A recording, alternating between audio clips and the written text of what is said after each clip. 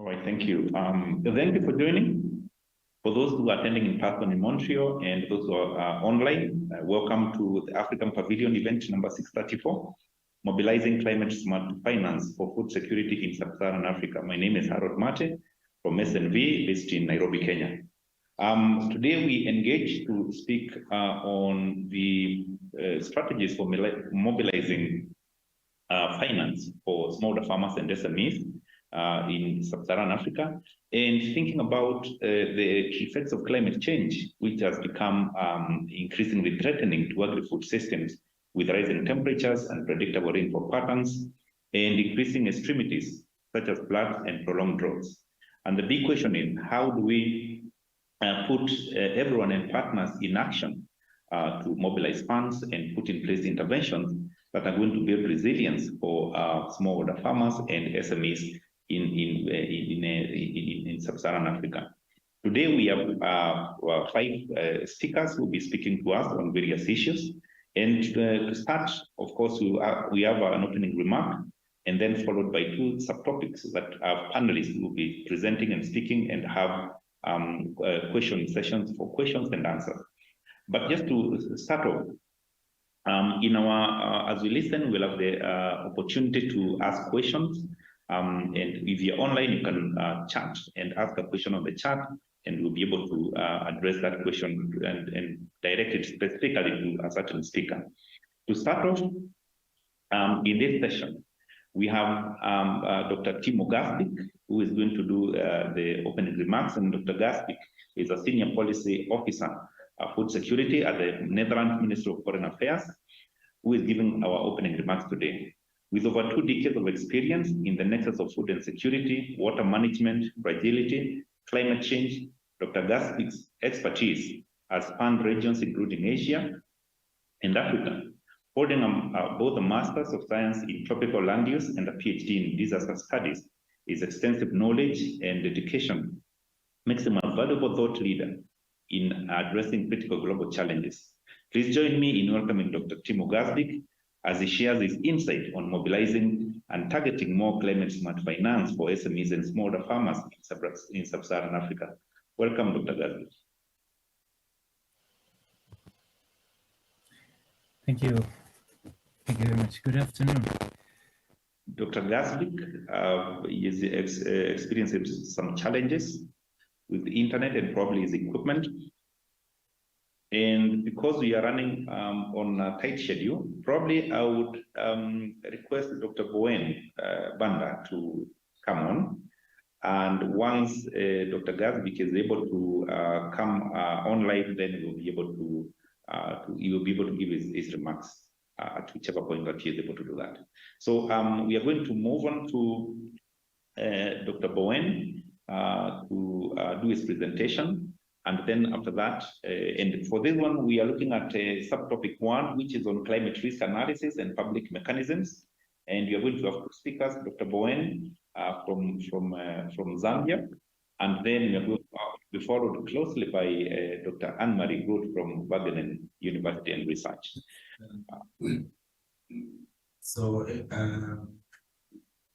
Thank you so much. I'll be guided by the PowerPoint presentation that we made. I'm not sure how my voice projection is and the background noise. How is it?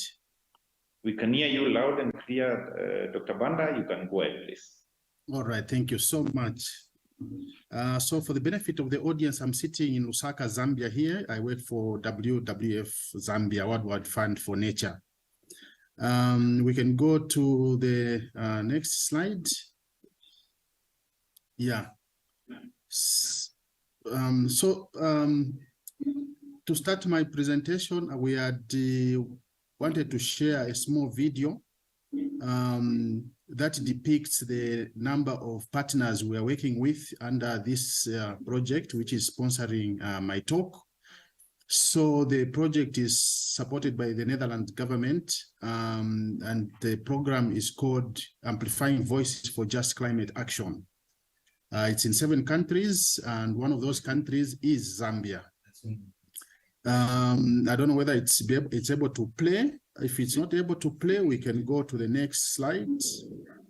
Oh, it's able to play. I think let's just... Back to you, Dr. Panda. Yes, thank you so much. So as I said, the idea behind this video was to depict the number of partners that are in this project. WWF is one of them.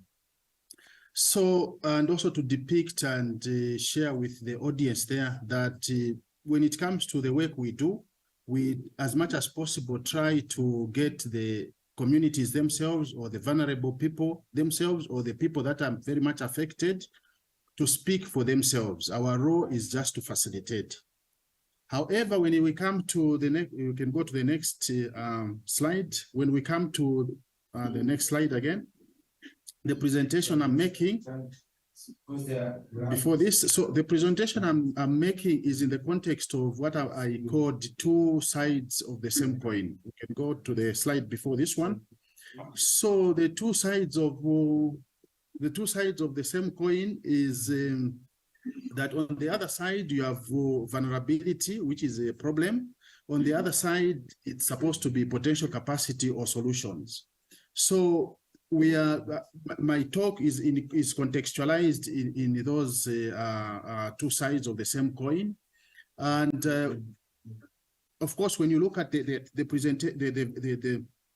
video we showed, others might be, they might have seen Alaska and other countries there and might be wondering, how does that connect with what we are doing here in Africa? So it was just to contextualize the problem of climate change, that even here in Zambia, climate change and associated impacts are equally real. Then the impacts and the impacts of climate change here in Zambia, or in Zambia, they manifest in form of increased frequency and magnitudes of droughts, floods and high temperatures. Then we also have these impacts affecting fresh water, food systems that are mainly rain-fed and dominated by small-scale farmers here.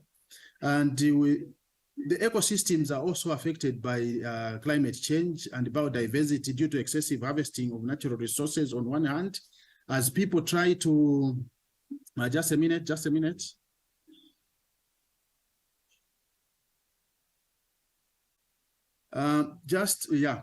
I was saying, even the ecosystems are affected due to excessive harvesting of the natural resources as alternative livelihoods and coping in a diversity, and vice versa. So, but this is the problem side of it. So what about the solution? So as part of building to the problem is that Zambia still needs about 50 million US dollars to finance both mitigation and adaptation. These needs have been established through the nationally determined contributions and the National Adaptation Plan, which we are just finalizing last week. And the requirements are between 2021 and 2030.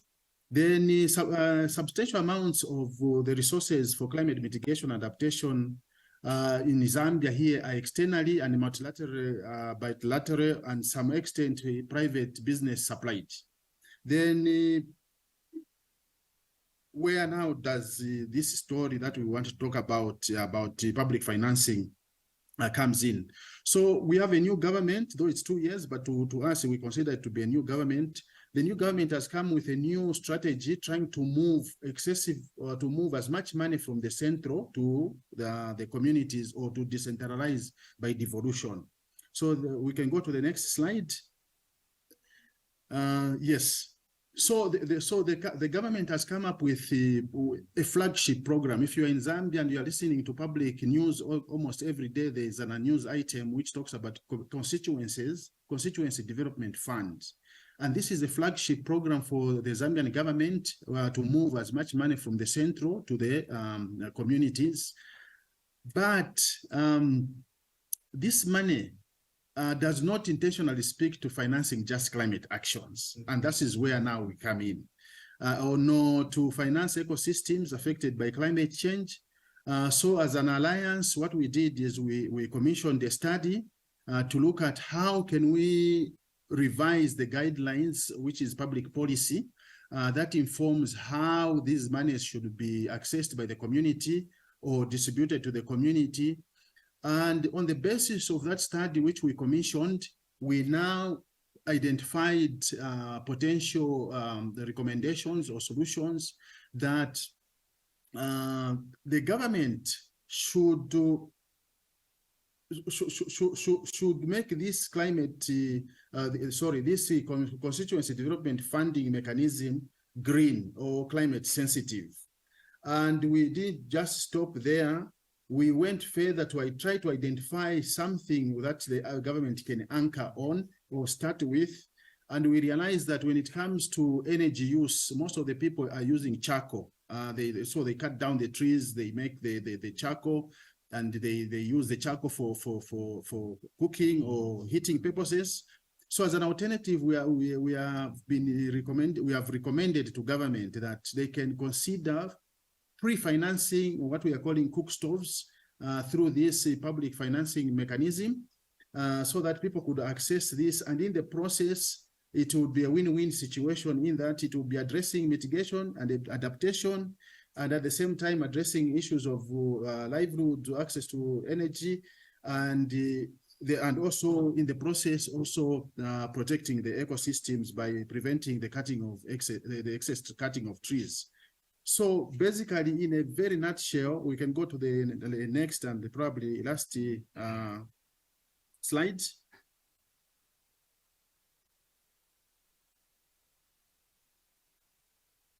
Yeah.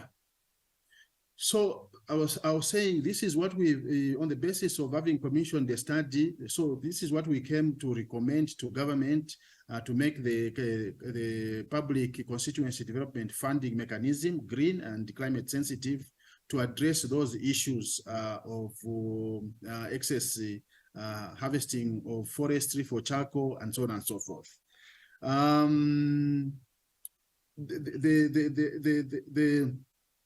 But at the same time, we also recognize that capacity when it comes to planning issues at local government authority or at local government level or local authority level was kind of lacking, as the planning department or planning structure is more skilled to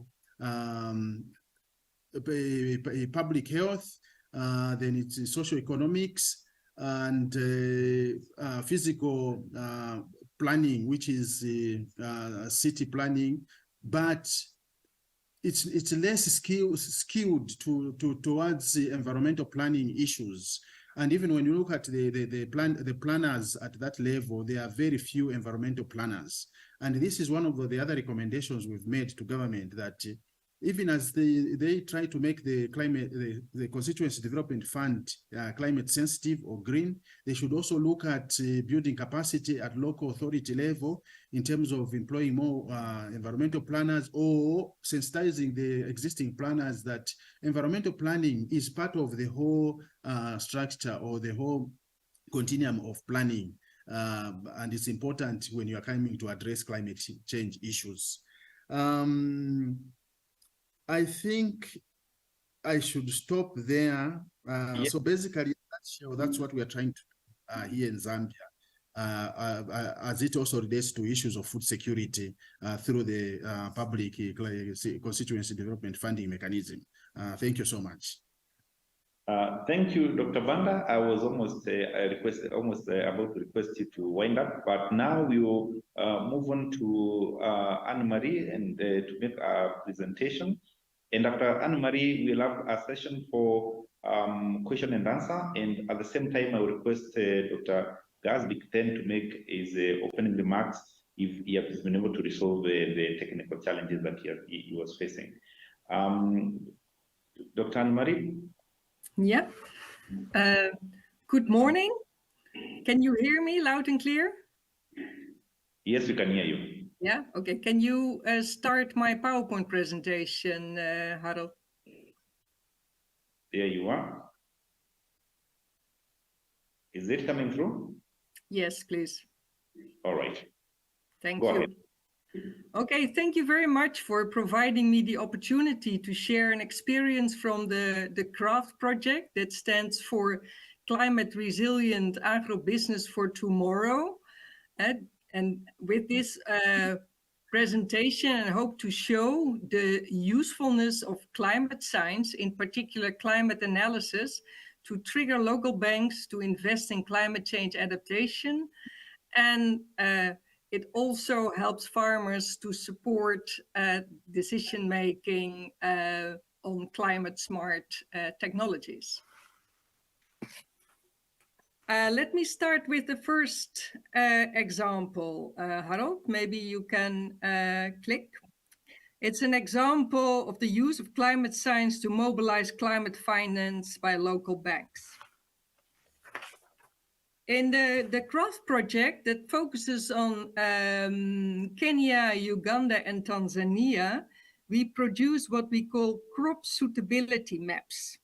And we produce these maps to show actors in the value chain the areas that are suitable to grow a specific crop, now and in future. And this is an example of suitability maps for Tanzania.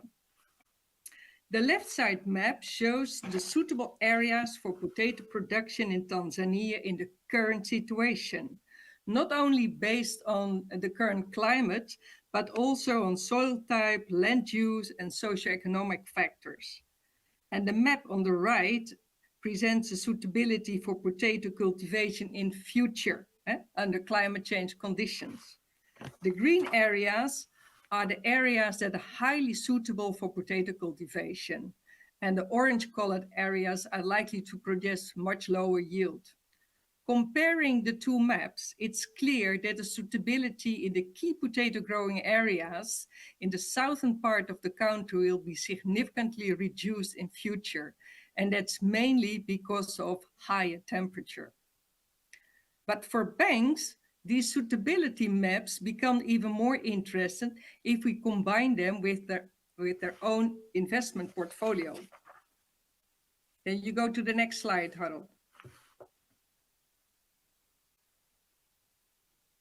Yeah, can you click? Can you please click? Click again. Okay, here you see, okay, here we see a suitability map for potato for the current climate combined with the investment portfolio of a local bank in Tanzania. You can see that some investments are done in areas that are moderately suitable, and other investments are made in areas highly suitable. But let's go now to the future.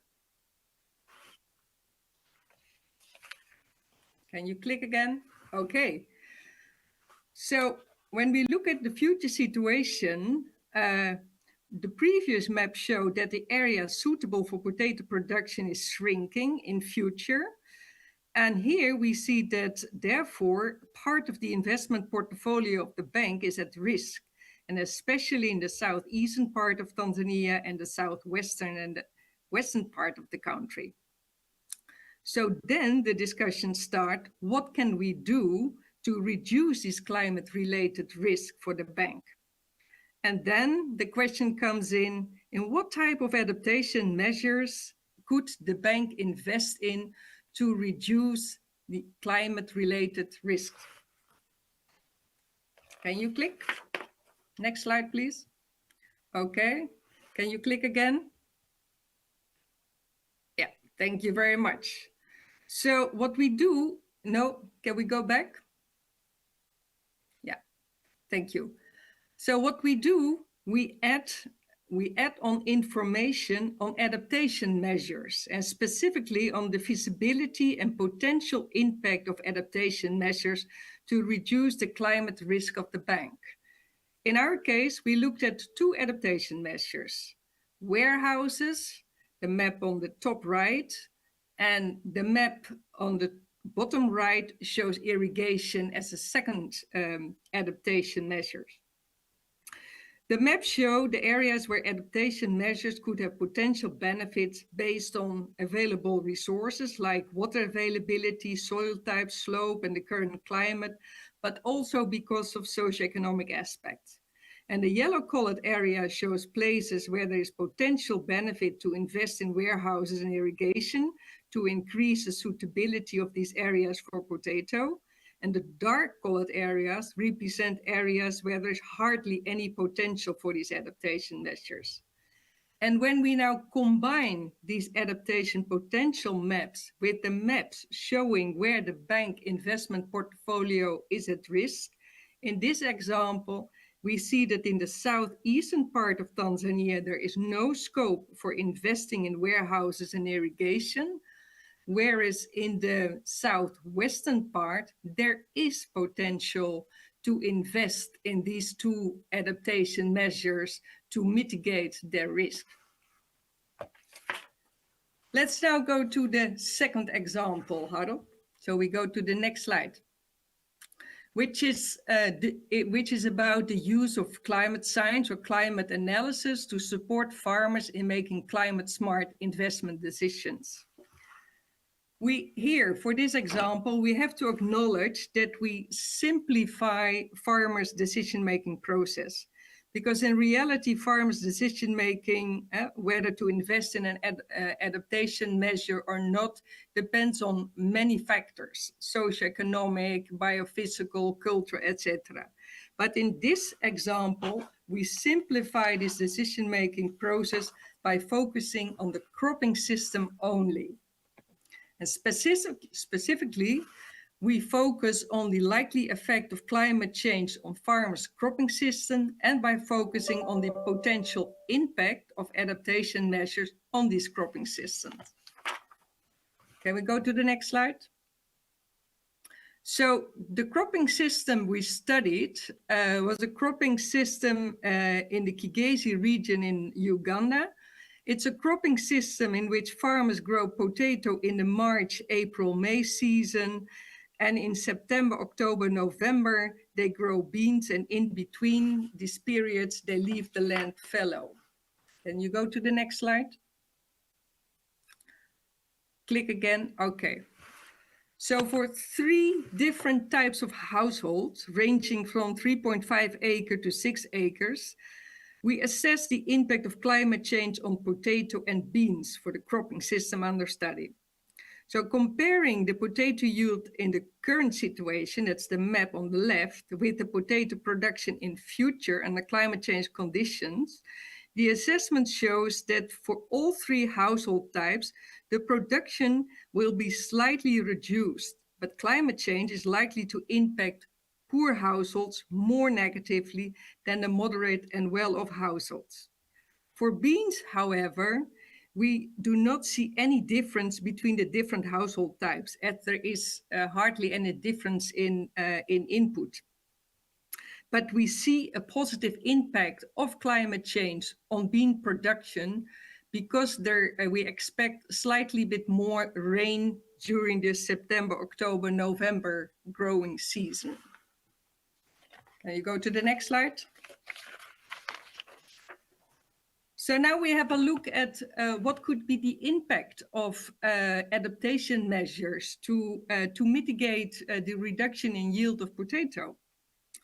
So we looked at 3 different types of adaptation measures. It's mulching, soybeans during the fallow season, and soil fertility management, which is in fact the use of organic manure. Looking at the bar chart on the left that shows the impact of these 3 adaptation measures on potato, we see that the adaptation measure, mulching and soil fertility management, are likely to increase potato yields with 5 to 21% for all types of households. Soybean in fallow has a much lower effect than the other two measures and has a negative impact upon poor households due to the competition for nutrients between potato and soybean. Soil fertility management, I'm almost through, Harold. Soil fertility management has higher positive impact on potato than other adaptation measures. But now look at the likely impact of these 3 adaptation measures on bean. We see that for beans, adaptation measures soil fertility slightly increase bean yield, but there is hardly any difference between poor and moderate and well-off households. For mulching and the other adaptation measure like soybean in fallow, there is hardly any impact. Let's go to the next one. But we know, can we go to the next slide? So there is much more to look at for the adoption process. There is much more than only looking at a change in production. We know that. So I think the next step in our project is to take a broader perspective to explain and to help farmers to adopt adaptation measures by taking on, for instance, a cost-benefit analysis. Going to the last slide. By way of summary, to me, climate information plays a promising role in making climate-smart investment decisions because it shows, for instance, financial institutions where their investment portfolio is at risk in future due to climate change. It also can show financial institutions the potential of investing in climate adaptation measures to mitigate their risks. And climate information also is promising to show farmers the impact of climate change on their cropping system and the potential of adaptation measures to mitigate the reduction in yield. Thank you very much, Harold. Thank you, Anne-Marie. I'll stop sharing. At this point, I want to ask Dr. Gasbik. He has been able to resolve the challenges with his equipment and then continue to give his opening remarks. And then after that, we'll have a question and answer session that I will be directed to Anne-Marie and Dr. Banda. Dr. Gasbik. Can you hear me? Yes, we can hear you now. Thank you. The video has been switched off, but that's okay. Go ahead.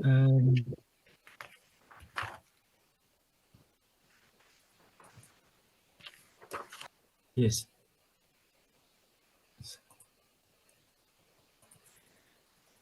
So when we look at climate change, I'm continuing a bit from what I said earlier. We know that it doesn't matter really what scenario we're looking at for the next 10, 20, 30 years. The trajectories that we will see in different areas will be roughly the same. That means that the impact on agriculture will increase gradually over time. And that means that the need for adaptation will keep increasing. At the same time, farming systems are becoming more vulnerable. Populations are growing and the amount of land per household is shrinking in many areas. That means letting land rest is becoming a thing of the past, and more land that is not suitable is being taken into use. Farms being small also puts a limit on their ability to invest. And I'll get back to that. But there are also opportunities. Africa's network of roads and markets has increased rapidly over the past decades. And with that, opportunities to sell produce and buy inputs. But there is still much potential for further growth. I was in East Africa recently, and I was told that in some of those areas, only about 10% of the drought-tolerant seeds that are needed are actually available. So there's much potential for further growth.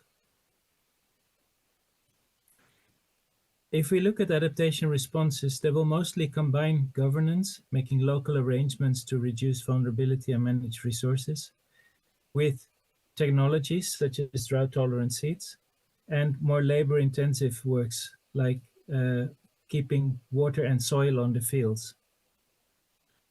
There's an important role in this for farmers and their families, but also for communities, for government, and for private sector. And the others in the panel are each focusing on different elements of this.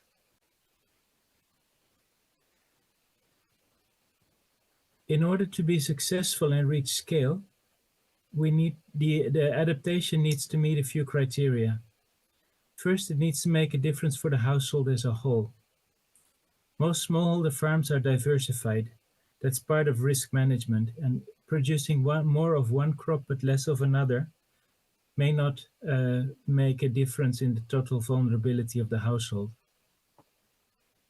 I've noticed that a lot of the analysis that is being done on whether things make sense are looking at the gross benefit of specific crops or specific interventions. But you need to look at the net benefit for the whole household. And the same is true for companies. It's not about a part of the company, it's about the company as a whole. It might actually be more important to reduce the risk of failure rather than increasing the yielding and the productivity in good years. There is a potential disconnect between small and medium enterprises in agriculture and farmers, because the SMEs will focus on what they buy and sell. So what is good for them may not be the same as what is best for smallholder farmers. And for that, as we've seen, among others in the craft project, but also in other projects, the interaction between farmers and SMEs is important to identify win-win opportunities. Another key for success is affordability. I'll use an analogy there. If the discussion about emission-free transport is about choosing between a Tesla and a Volkswagen, we often forget that for many people, the only emission-free transport that they can afford is a bicycle. And we leave them out of the possible solutions.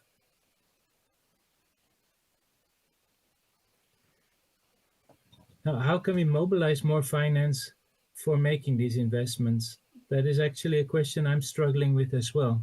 And I look forward to the other presentations, and I've enjoyed some of the presentations already. It begins with good business cases. Realistic and worthwhile business cases should sell themselves, and I think there's much improvement that can be made there. Another issue is reassuring investors, and the work that Dr. Groot presented is one of those examples of how you might translate things into things that work, into storylines that work for investors. And we need to link investors and the possible business cases that can be invested in. We've noticed that in many cases, people don't know each other. So stimulating exchange and fostering relationships really contributes to this. I look forward to the rest of the discussion. Thank you. Thank you so much, Dr. Gazdik, for those remarks, and I think they set the pace for our session today. At this point, we want to invite questions to the first subtopic, which is climate risk analysis and public mechanisms. And the questions are directed to Dr. Banda and Dr. Anne-Marie. And I would say, if you're online, you can type your questions on the chat. The rest of the audience can ask their questions live, wherever they are. Thank you.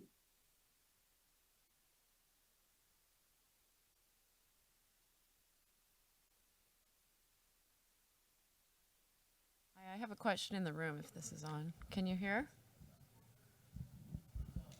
Okay. Thanks very much for the presentation. There's someone who is speaking and we can't hear her. You can, but they can't. That's the problem. Okay. Okay. Thanks so much for the presentations. I'm Jenny Frankel-Reed at the Bill and Melinda Gates Foundation. And I was curious for the second presenter, what the interest of the bank is in 2050 projections and what kinds of investments they're making over that time horizon. If you can just sort of provide a little bit more detail on the time horizon of interest to the banks that you were providing those analytics for. Thank you.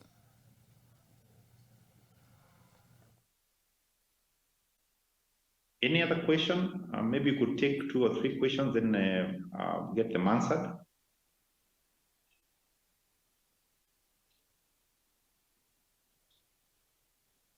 If not, then I will go to Dr. Anne-Marie. Could you please respond to that question? Okay. Thank you very much for your question. It's a very good one. And in the discussions we had with local bank, there is certainly an interest in investments and thinking ahead in terms of 2050 when it comes to, for instance, investing in new varieties, drought-resistant varieties. Then you have a longer time horizon or significant infrastructure. But you are right. these figures become even more interesting if we would focus on the first coming 5 years. And that's why currently we are trying to not only focus on climate change data, but we work on decadal forecast, decadal predictions. So then we get the same maps for, let's say, the coming 2 to 5 years.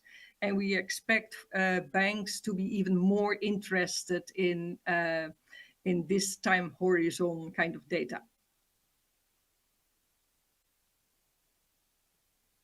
Thank you, Anne-Marie. Anne-Marie, just building on that, it's Roger Street. And I'm interested in that answer, and I thought that was a really good answer that you gave to that question. It was an excellent question, by the way.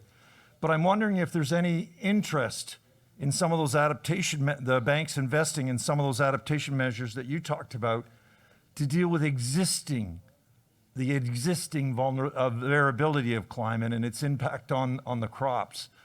Was there any discussion along those lines?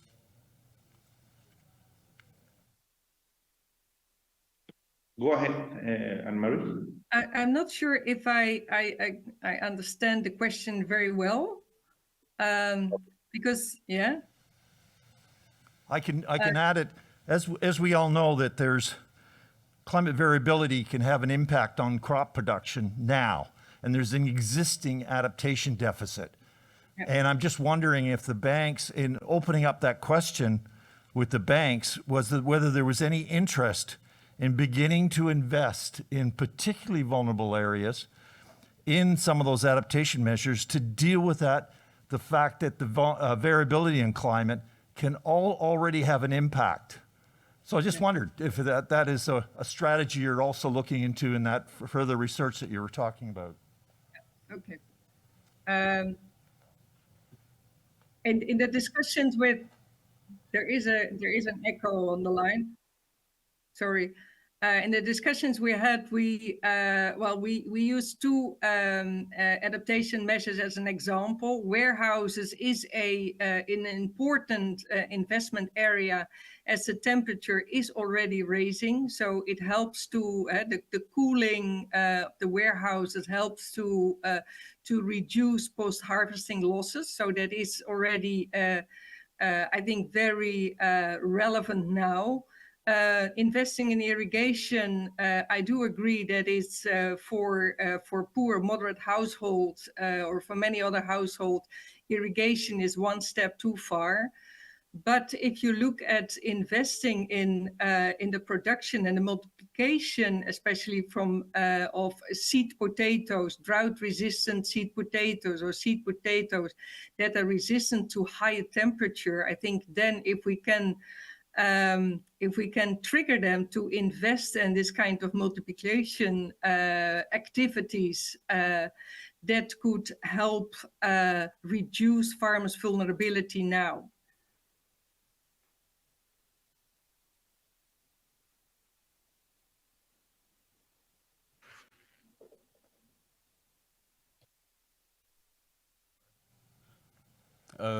This is Greenwell Machaya. I'm a senior researcher at the International Water Management Institute. Well, I came late, but I'm kind of encouraged to ask a question given the response you've just given on touching on irrigation. So you seem to suggest that for adaptation, maybe irrigation is kind of a bit costly. But since we're talking about banks here, and banks can do more.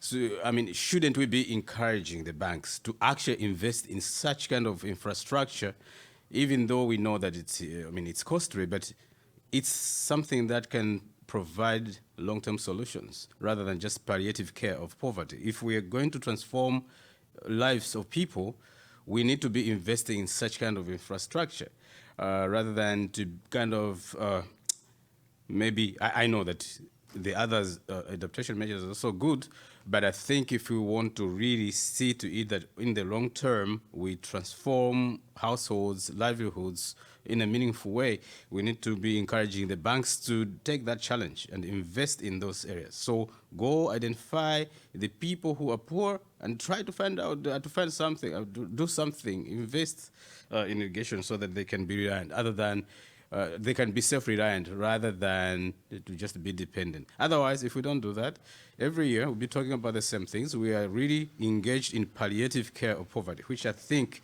we shouldn't be encouraging. Thank you. Much for your question. I partly agree with you.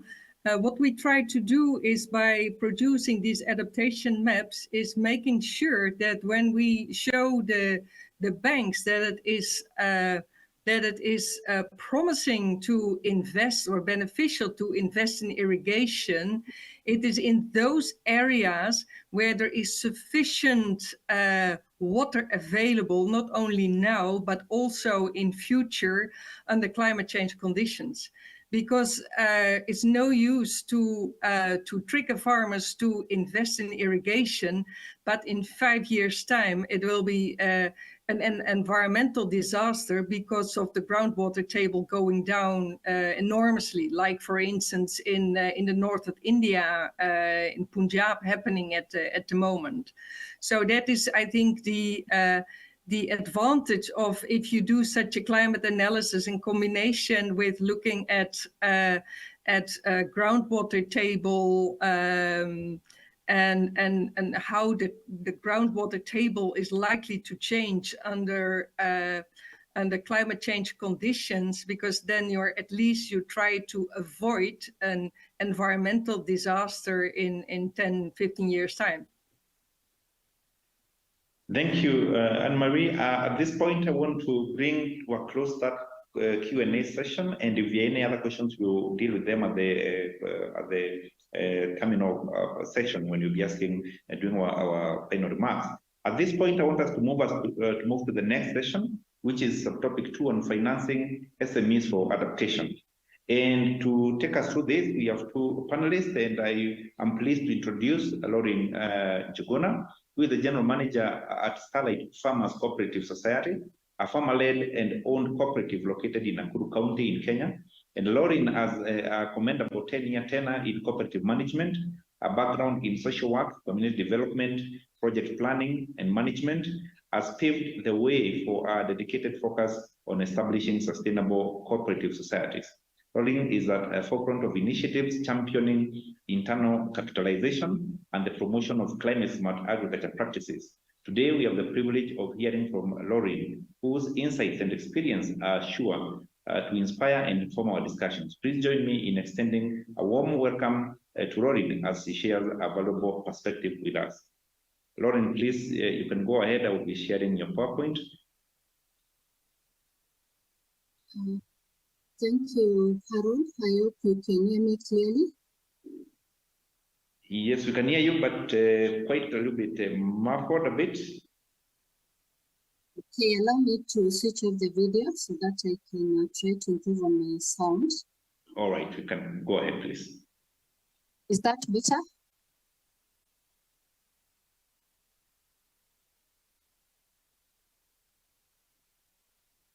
Is my sound better now? Yes, we can hear you, Lauren. Go ahead, please. Thank you. My name is Lauren from Kenya, Nakuru. And as Harold has introduced me, I work with a cooperative society called the Starlight Farmers Cooperative Society. We are based along the Rift Valley of Kenya.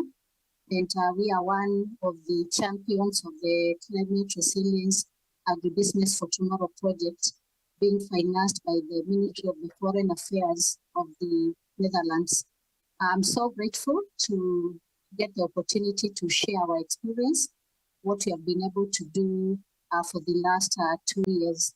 Starlight is working with around 3,000 farmers, and the Climate Resilience Agribusiness for Tomorrow project, it is a project, Harold, you can go to the next slide, please.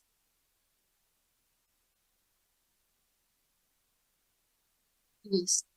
The project we are implementing it is a project that is focused on improving the resilience and adaptation of farmers and cooperatives through cooperatives in agri-SMEs, focused on enabling them to handle the risks and opportunities affecting the agriculture sector in Kenya, Tanzania, and Uganda.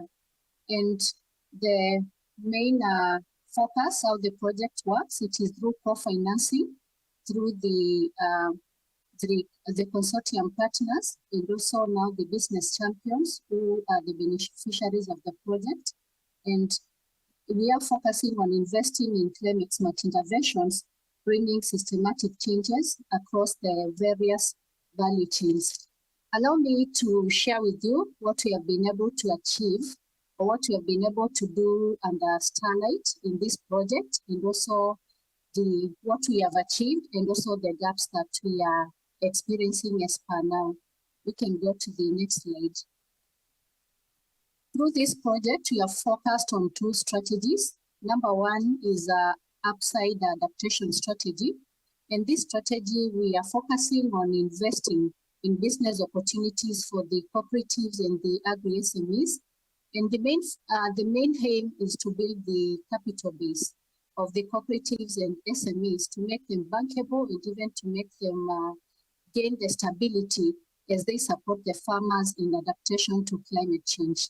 Secondly, just an example in this, as a cooperative, through the project we invested in mechanization, and that is a climate smart agriculture mechanization, so that we are able to provide the farmers with these mechanization services.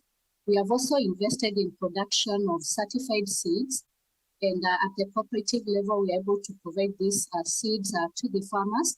And also we have invested in an input store, among other components, which are earning an income to the cooperative, but at the same time supporting the farmers as we build their ability to adaptation to climate change. Then the second strategy is the downside adaptation strategy. And this is whereby now we are working with the smallholder farmers directly at the farm level. And we are providing the technical assistance to our farmers by empowering them with climate smart agriculture skills and techniques. And practically the way we do this, we have a curriculum that we follow up. And when we go to the farmers, because we have learned that farmers learn easier by seeing, we usually set up demonstration farms and then agree on the techniques, and we are going to test in that farm and practices. And then we learn by doing with the farmers through the season. And through this, they are able to see the different techniques and practices, and they are able to practically see the impact, the difference on their farms when they use these techniques. We are also providing other support services to them. As I've said, the mechanization services, we are providing the inputs, we are providing soil testing services to the farmers, just to enable them have the ability to adapt to the various techniques and skills that we are training them. As a cooperative also, we are focused on how do we build our farmers' access to finance. And we have done this through establishment of a SACCO, that is a credit and savings cooperative, a branch of the cooperative where they can save their money and get loans and use this money to invest in part of these practices and techniques. And also we are focusing on youth and women empowerment, because we have realized the youth and women play a very big role. Like in the community I work with, over 65% of the farmers are women. So we have to come up with strategies and innovations which are women and youth friendly. For the youth is on the matter of creating youth employment and also enhancing sustainability of these cooperatives. But when we have done this, what have we achieved so far? Number one, at the cooperative level and overall at the SMEs, agri-SMEs level, we have been able to increase our turnover, and this makes the cooperative more bankable, enhancing its sustainability, because as long as it can have its own income, it enhances the capacity of the cooperative to provide these services to the farmers in a more sustainable way. Secondly, the yield at the farmer level. Through the trainings, through the demonstrations and the support services, we have seen the yield of farmers increasing. Practically, we are in the potato value chain, and before we started this project, implementing this project, our farmers were producing an average of 3 tons an acre. But we have seen that increasing to an average of between 7 to 10 tons an acre. And what that means, it means more money on the farmer side. Because as a cooperative now, when we do that, we also look for a better market, and the farmer gets better, more money. So that has led to improving the livelihoods of these farmers. Secondly, of course, the access to markets, looking at more sustainable markets for the farmers, and also looking at financing. We have been able to look at providing those opportunities for smallholder farmers who are struggling with maybe issues of collateral when they go to financial institutions. We are looking at how can we, as a farmer-based cooperative, provide financing solutions to our farmers. Fourthly, we have been able to create youth employment. All our service provision is done by youth. And the reason why we are doing this is just to empower the youths to adapt to climate change, but also to empower them to also address the issue of unemployment in our country. So as they provide these services to the farmers, they are able to earn a living at their own level.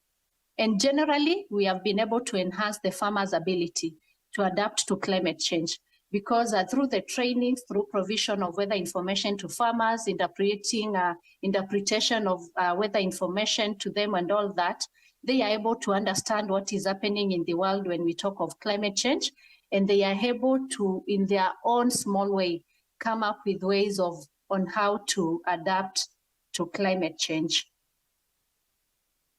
Despite all these achievements, we are also experiencing some challenges or some gaps. And number one is we have discovered that adaptation of climate change, climate smart agriculture practices, it is more slow in women and youth. And we had to ask ourselves why. And we came to the realization it's because, most of the youth and women, they don't have control over land. Accessing credit is a challenge. So that remains a gap, but we are working on now bringing them into organized smallholder farmer groups. And that way they can hire land and farm together. They can bring together resources and do their work together. So that is still a gap that we are working on addressing. Secondly, when we started the project, we noted we were not seeing quite a big numbers adapting. But when we got to the second year, we could see quite some transformation. And we realized that farmers prefer progressive adaptation. Change is not easy. So for a farmer to really trust and see, they want to see something working the first season, the second season. By the time the second season is done, a year is gone. And we discovered we need a lot of patience. We need prolonged follow-up for the farmers to adapt slowly. Also, they need financing. And for them to get the financing, that means they can only adapt a technique and a practice at a time as they grow their yield and increase their capital base.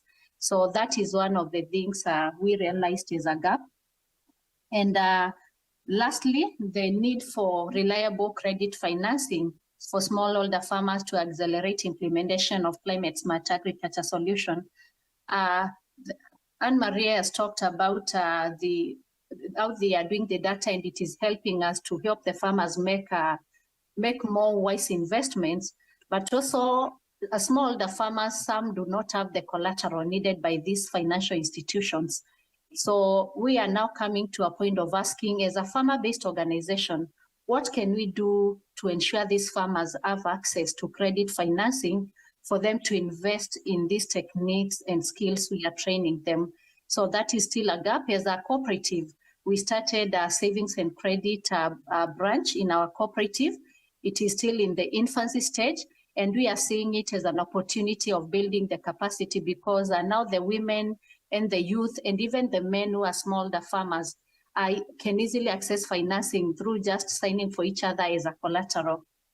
So as an actor on the ground working with the farmers, I believe we play a very key role because we are the ones promoting the climate change agenda on the ground. And we have come to realize for adaptation of these climate smart agriculture skills and techniques, high investments are required to enable, first of all, the cooperatives and the agri-SMEs to be able to absorb the shock. And that way they are able now to extend to the farmers and provide these services in a sustainable way. And so for us, this calls for intentional action in the promotion of adaptation of blended financing, both for us at the community level, but also for partners out there so that we can build the base and make a difference in the farmers' lives. Thank you, Harold, and back to you. Thank you, Lauren. Thank you for that presentation. We are going to move on to our next presenter, who is Stephanie Jackie, and I hope I'm pronouncing your name right, Stephanie. And Stephanie is an accomplished interdisciplinary scientist and project leader within the climate action team at Alliance of Biodiversity International, SEAT. Our work focuses on various aspects of climate smart agriculture and climate change adaptation, with a primary focus on the West African region. Our expertise spans investment strategies, adaptation measures, policy development, climate security, gender in agriculture, and sustainable land management. She has a master's degree in environmental geoscience from the University of Lausanne and a PhD from the University of Bern in geography and sustainable development, with a specific focus on migration and land management in Nepal. Please join me in extending a warm welcome to Stephanie Jackie. Welcome, Stephanie. Thank you very much for the introduction. I hope you can hear me well. Yes, you can. Great. I'll share my screen. Yes, go ahead, please. I believe you can see it now. Perfect. Yes. So thank you for the introduction. I'm going to move a bit the focus from East Africa to West Africa, talking about finance for women-led SMEs in Senegal. But background is the same, how to improve or mobilize finance for SMEs in agriculture. So just to give a bit of a background, Senegal is a Sahelian country, like most of you know. It's mostly relying on rain-fed agriculture. The main crops are rice, millet, maize, sorghum, groundnut, as well as livestock. And as in many countries, climate change is increasingly threatening agri-food systems. So mainly through rainfall variability and dry spells. Women and minorities are disproportionately affected by climate change, and the access to finance and credit are more challenging to women and minorities. Of course, for the investor, agriculture is a very risky sector, especially in the context of climate change, and women in agriculture are the ones receiving the least investment worldwide, as we know. So we also realize that financial institutions are not sensitized on the benefit of including adaptation option, as several of the presenters said before, in order to reduce the risk in agribusiness. So this is for the background. So based on this background, in the ICRA project, so accelerating the impacts of CGIAR research in Africa, we decided to implement the Gender Smart Accelerator Challenge in Senegal. This project, this challenge, wanted to focus specifically on women-led agribusiness or agribusiness with a large gender component that could be led by men as well. And we wanted also to focus on small to very small agribusinesses. So the aim of that challenge was to develop a pipeline of gender-responsive climate-smart agricultural business model in Senegal, to support women-led SMEs through a program of 4 months, including investment readiness, climate-smart agriculture, technical assistance, coaching, and mentoring, and for the winners to provide a de-risking grant up to $25,000 to scale climate-smart business model and facilitate matchmaking with private investors. So we opened the call last year in August for 1 month. Many people told us it will be difficult to find the kind of SMEs you are looking at. Fact is, 250 SMEs applied for that program. 250 was way more than what we expected, and the program could only take 20. So we had to go through a rigorous selection process, but this is the statistic about, a very few statistic about the 250 applicants. Among the 250 applicants, more than 60% were SMEs led by female. And when we look at what are their source of financing now for the SMEs or the cooperative, because there was a lot of cooperatives, 44% had no financing at the moment. About 13% mentioned source of financing of their own, either through their current jobs or current consultancy they were doing for others. And 7% were using their own savings. 7% were using loan from bank, but they were only 7% using loan from bank at the moment out of 250. So a lot of them were either using family support or membership from their cooperative or their own money for those who had some financing.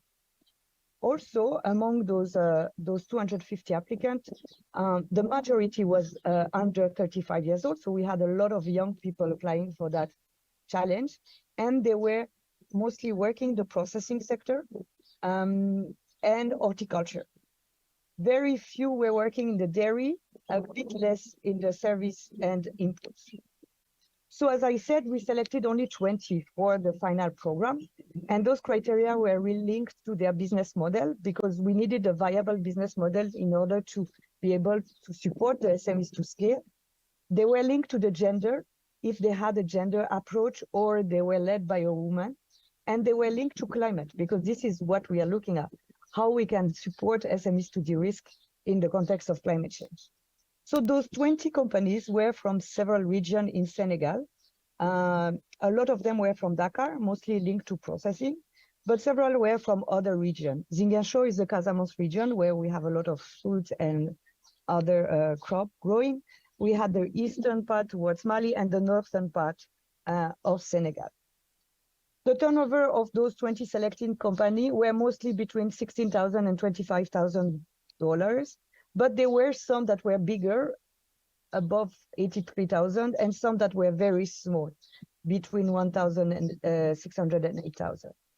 And we also asked them the question, what do you need? What are your financial needs to continue with your business and to make it better? And most of them were in the range of $15,000 to $35,000 as needs. So we did support them through this 4 months program, which included business readiness support, such as like human resources classes, treasury classes, business model, improvement of business model, but also the climate component. And the climate component came as a boot camp where we had a lot of presentation on the climate change topic, because some of them were very new to that. They were trying, but they were very new to that. And some more advanced where we went through climate smart agriculture, climate information services, how to bundle those practices to make your business more resilient towards climate change. At the end of the 4 months program, there was a pitch day where we selected 5 winners, and there were also investors in the room. As of today, 6 months after the end of the program, 8 companies received some investment, so some because they were winner of that challenge, and some through additional investors. So we have 3 companies who received investment, 2 of them from finance institution, and 1 of them as a grant, as a subvention. And just as of yesterday, we had a company who received the $250 investment. And this is a very financial institution. It's not an impact investor. And she just received it yesterday based on the outcome of this program. We have further discussion with some other company and investors. The more company will receive investment, at least it looks good for some companies. We had also a very interesting outcome. One of the company included adaptation option, as we also wished, in her model, and she got a 1% discount rate on her loan because of including adaptation option in our business model. And this is exactly what we are talking about. How can we make the financial institution more aware of including adaptation option to be more resilient to climate change? And this company succeeded, and the microfinance also saw the need to include that and the benefit of that. Among the SMEs, a lot of them increased practice on adaptation, increased the number of practice around adaptation in their model. So some use climate service, some use water management practices, and some improve plant varieties. Agroforestry is also employed as a mitigation measure by many SMEs, especially the ones that are in the horticulture. And for some SMEs in operating in processing, food loss and waste is a major challenge. And we have some companies that use improved storage and diversification. So the bottlenecks, because there are several bottlenecks also through this approach, is that for the very small SME, the transaction costs are very high, because to bring them to a stage where investor will be interested into their model is very long. We need a lot of work on the formalization process with a very sound board, for example, a very sound also financial system for them, because like very small SMEs tend to, for example, use only one bank account, and this is not working for a financial institution. So to bring them to a stage where investors will be ready to bring money in is quite long for the very small. And another challenge that was mentioned before, the sensitization of investor to climate change is a very arduous work, and it's difficult. But as we saw in the example I gave before, it's working, but it will take time, and it needs a lot of proof that we need to do that, such as some of other examples given. So, sorry, wind up, please. Yes, this is the last slide. So the key policy recommendations, women are agents of change, we all know that, and addressing the finance gap faced by women is needed to contribute to resilience. The initiative we implemented created awareness and raised the importance of the risking. We need more evidence to showcase that even more, but this started. And developing sustainable and scalable climate smart business model through acceleration programs is an effective way to support women access to finance. So thank you very much. Thank you, Stephanie, for that presentation. And now we move on to our Q&A session. And maybe some of the questions that we need to ask ourselves when listening to the presentations that have been made. One is, what do farmers need from SMEs and cooperatives to support climate smart agriculture? And how do the financing needs of cooperatives differ from SMEs? Because we have listened to Lauren on cooperatives and Stephanie on the SMEs. How do they differ in terms of their needs? And again, what policies would be most effective in accelerating the progress? I want to open up this to other attendees to ask questions, whether online or in the panel. Go ahead, please.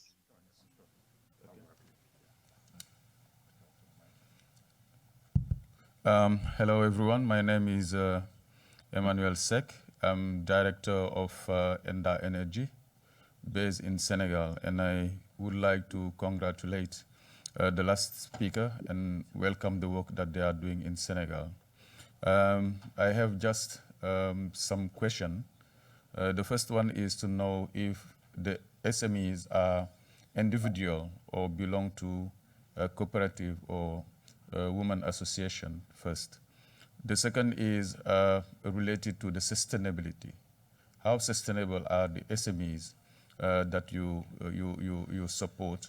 And I know that many of them, when they had product, they have often difficulties to access to the market. Thank you very much. Thank you. Next question. If we can ask the questions, then they are responded to. Go ahead. Smith from the United States, and I'm doing some research on the global stocktake on adaptation. So my question on both the craft and the support for the women farmers is, what are both of you measuring success? How do you measure progress? And then what metrics are you using? Thank you. Thank you. The last question that we get. Hello. Okay, I'm Eric Mamboy. I'm the country director for Water Aid in Burkina Faso. Since yesterday, we have been discussing about adaptation, and it was clear that no single organization can really tackle climate adaptation alone. So your experiences with cooperatives and farmer women's associations is great. My question is, to what extent are you kind of involving the government as the ultimately responsible for the overall adaptation programming in the country? Thank you. Thank you. Could we have, I can see someone is asking, okay, ask the last question, then we have responses quickly, please. Sure. Jenny Frankel-Reed, Bill and Melinda Gates Foundation again. Just to add to the question about measurement, I was curious about measurement approaches at the SME level and the producer level. So if you have approached both of measurement at both of those levels. Thanks. All right, thank you. We'll start with Stephanie in responding to the first question. Go ahead, please. Thank you very much for the very interesting questions. I'm very happy someone from Senegal was there. Yes, in terms of like the main bottleneck in access to finance for those SMEs, like first of the knowledge of the product that exists, but also because we see, at least in the traditional banking system, a lot of the banks focus on export of the products, but very few focus on the transformation. And there is quite few investment on transformation. For example, in the cashew nut sector, we saw that the banks are putting money, but they are putting money for export, not for local transformation. So I think there is also a need for the change of behavior on the banking sector to look at transformation inside the country, or at least at the regional level. For the SMEs, I think they need to make their case stronger, because what we saw, and this will answer to the second question on the format of SME, we had a lot of cooperatives, GIE, and those, they are very good and they do a lot of good work, but when it's about investing in them, it's complicated because they are not formalized as an SME. And so we need to process with, for example, the structuration of their cooperative with a board. I mean, a financial instructor will need a board to be able also to to be able to invest in them. There is a few structuration of the SMEs that they need to do to be invested in, and those are something that SMEs should understand, that getting investment will also require some step from them. And I think there are many institutions now that are growing, especially in Senegal. There are many that are coming in to support those SMEs to do that step, to move towards a better formalization and a better structure so that they can be invested in. So I think work is needed from both sides. Regarding the sustainability question, we thought a lot about that. And in the way we structure our de-risking grant for the winners, hopefully is supporting the sustainability, because we are disbursing the de-risking grant step by step along the way so that they can prove they are working towards improving the SME and getting finance through investors or any financial organization. So we are not like dispersing the grant at once and then leaving them. We hopefully this way will support them step by step towards getting a better model and being more sustainable. Metrics is a big topic, and we are discussing about it all the time. The SMEs have had the classes on how to monitor the company. So this was part of the business model on the company side. And on our side, we do measure the success of the companies. I mean, it can be in terms of the investment they receive, the global revenue, but also in terms of how much job they are creating, also on their pathways. So we are looking at the metrics. And then involvement of the government, this is a big one. we worked with ADPME in Senegal during the pitch day, so they were part of the jury. ADPME is the structure of the government that supports SMEs.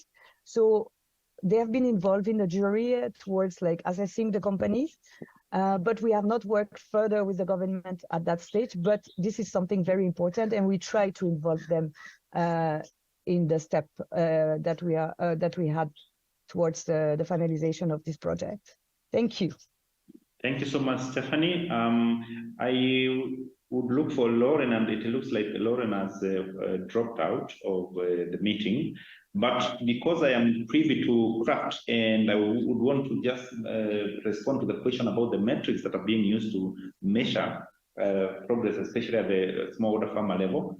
At the farmer level, we are looking at incomes and adoption of practices and technologies that are being promoted. We are looking at, of course, the resilience score, productivity. Those are some of the metrics that are being used to measure progress for smallholder farmers. For SMEs and cooperatives, we look at a turnover in terms of how much are the SMEs and the cooperatives improving their turnover as they continue to implement some of the interventions that we have. We're also looking at the reduced cost of doing business, and also the co-investment they are putting into the project, because I do know that the project is a co-funded facility. How much more is the cost share that they are putting into the project? Ladies and gentlemen, I know this discussion can continue for long, but we could be having and Stephanie, yes, you wanted to give some more input on the metrics, but I know we are pressed by time and our time is running out, and we would want to revisit our takeaways from the discussion that we have had today. Yes, Stephanie. Just to add, if someone is very interested in the metrics, they can contact me through the platform, because we have the person in charge of the metrics for this project at the conference on site. So you can always contact me and I can give you the name of the person. That's all what I wanted to say. Thank you, Stephanie. Thank you so much. So as we come to the end of this session, I know we have maybe having a lot of questions that we may want to ask and continue with this discussion. But the major question is, what is our takeaway from this session and from the presentations that have been made here? That there is an increased need to invest in cooperatives, as we have heard from Lauren, in terms of supporting the interventions at the smallholder farmer level. Again, the question of sustainability, the interventions that we are making, are they going to be sustainable? And I think you have listened to Stephanie and the case she has put forward in terms of supporting SMEs and how they're ensuring that those interventions are sustainable in the long term. The other thing, of course, is referencing to the initial questions about how banks are interested, or what is their interest in supporting interventions in the vulnerable areas, and are really banks interested in this, and how can we build interest for financial institutions to support climate smart agriculture interventions and financing those interventions for a prosperous future and building resilience. Again, of course, when you go back to our opening remarks by Timo and laying the case for what is important at this point, that of course smallholder farmers are going to continue to be vulnerable. Because when you look at the size of the farms they have, investing in those small farms sometimes can be difficult. But the key question is, what exactly are we focusing on? And he did say that perhaps the issue of improving productivity may not really be key to them. The issue is about how do we reduce the risk of collapse? What kind of interventions can we put in place? And how do we bring in the stakeholders and partners to be able to understand that? Of course, looking at this climate scenario, it seems like, of course, things are going to be gradually become difficult for smallholder farmers. And the question is, how do we intervene? At this point, ladies and gentlemen, and all those who are attending, I would want to wind up this session because our time has run out. In case we have an input from the panelists, you can go ahead and give your final remark. And you take about 30 seconds because you do not have time, and I would want to thank you all for coming. Dr. Banda, any final comments? It's just to thank the audience. Yeah, it's just to thank the audience. Yeah, we really appreciate that we've been able to put our case that from our perspective, that even the government, with their own locally mobilized resources, they can support adaptation, mitigation, and resilience issues using the science which we provide in the background. Thank you. Thank you so much. Anne-Marie, any final comments? I would also like to thank the audience very much. I saw there were a number of questions regarding the suitability maps. I would advise you just Google my name in combination with Wageningen University and Research, and you will see my email. Drop me an email and I will respond to you at the best I can. Thank you very much. Thank you, Anne-Marie. And lastly, Timo, any final comments as we close this session? I would like to thank all the participants and the audience who asked very useful and important questions. I'm sure there's lots more to discuss, and unfortunately couldn't make it to the conference there. But I look forward to further exchange.